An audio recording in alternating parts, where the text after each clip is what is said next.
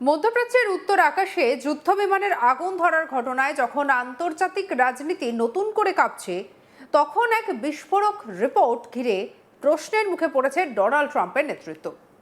ঘটনার সূত্রপাত শুক্রবার ৩রা এপ্রিল, যখন একটি আমেরিকান যুদ্ধবিমান F-15E স্ট্রাইক ঈগল ইরানের আকাশে ভূপাতিত হয়।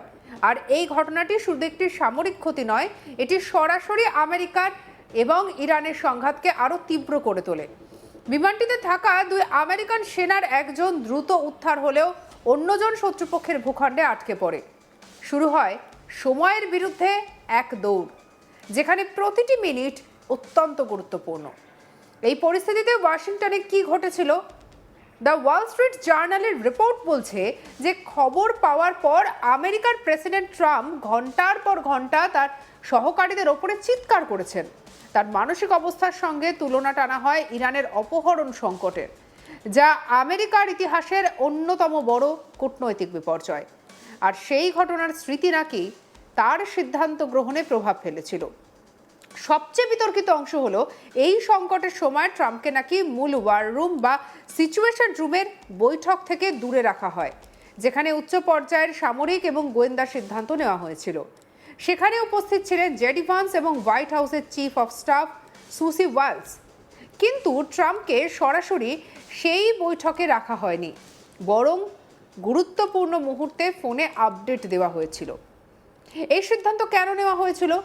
রিপোর্ট বলছে যে ট্রাম্পের অস্থিরতা এবং দ্রুত প্রতিক্রিয়া দেওয়ার প্রবণতা অপারেশনাল সিদ্ধান্তে বিঘ্ন ঘটাতে পারে।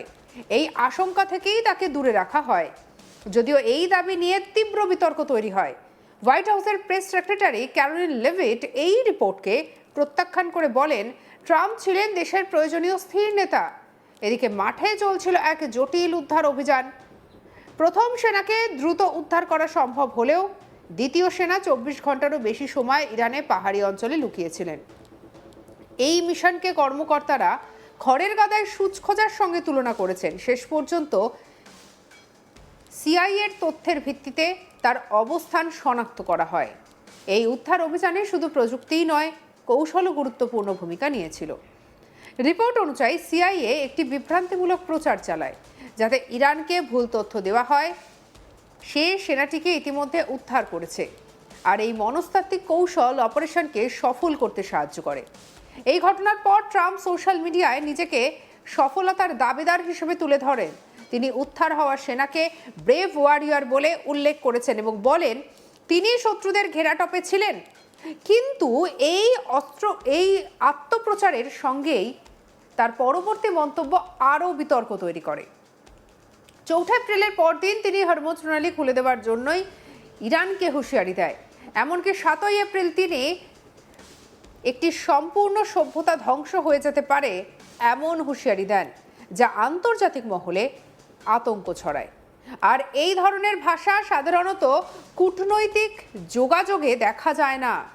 এবং অত্যন্ত আশ্চর্যের বিষয় যে তার কিছু পোস্টে ধর্মীয় ভাষাকে ব্যবহার করা হয়েছে।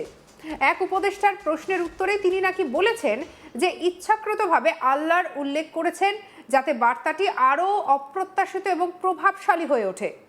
আর এই কৌশল বিশেষজ্ঞদের মধ্যেই একটা মতভেদ সৃষ্টি করেছে। কেউ এটিকে মনস্তাত্ত্বিক চাপের অংশ বলছেন, আবার কেউ এটিকে অপ্রয়োজনীয় উত্তেজনা সৃষ্টির উদাহরণ হিসেবে দেখছেন। আর এই পুরো ঘটনাটায় একটি বড় প্রশ্ন উঠে আসছে, সংকটের সময় নেতৃত্ব ঠিক কেমন হওয়া উচিত? একজন রাষ্ট্রপ্রধান কি সরাসরি প্রতিটি সিদ্ধান্তে অংশ নেবেন, নাকি বিশেষজ্ঞদের হাতে দায়িত্ব ছেড়ে দেবেন? ট্রাম্পের ক্ষেত্রে দেখা যাচ্ছে তাকে আংশিকভাবে দূরে রাখা হয়েছিল, যা গণতান্ত্রিক কাঠামোর দৃষ্টিকে বিতর্কিত।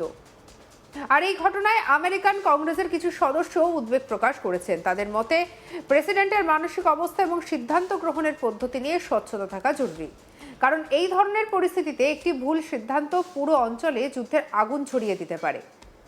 আন্তর্জাতিক দৃষ্টিকোণ থেকে এই ঘটনাটি আরও গুরুত্বপূর্ণ। আমেরিকা এবং ইরানের মধ্যে দীর্ঘদিনের একটা উত্তেজনা নতুন করে তীব্র আকার হয়েছে। আর এই যুদ্ধ বিমান ভূপাতিত হওয়া মানে সরাসরি সামরিক সংঘর্ষের সম্ভাবনা, আর তার উপর নেতার বিতর্কিত পরিস্থিতিকে আরও জটিল করে তুলেছে।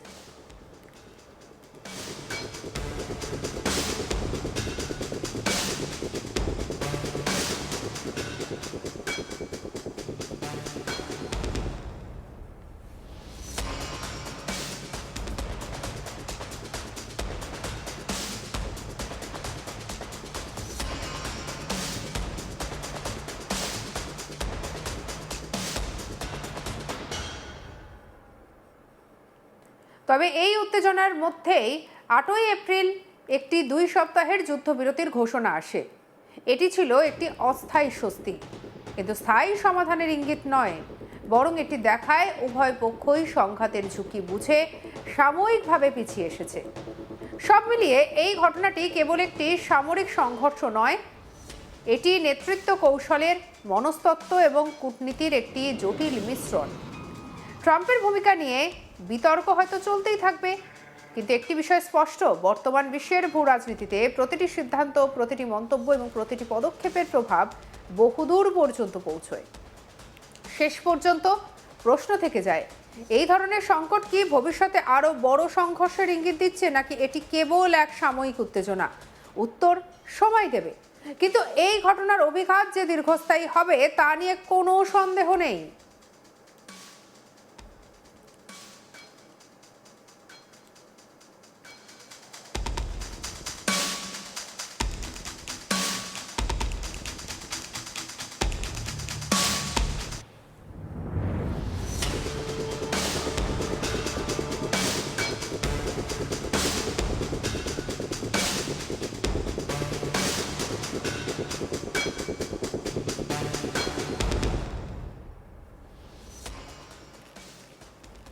অর্থাৎ সব মিলিয়ে বুঝতেই পারছেন যে পরিস্থিতি যথেষ্ট জটিল হয়ে উঠেছে।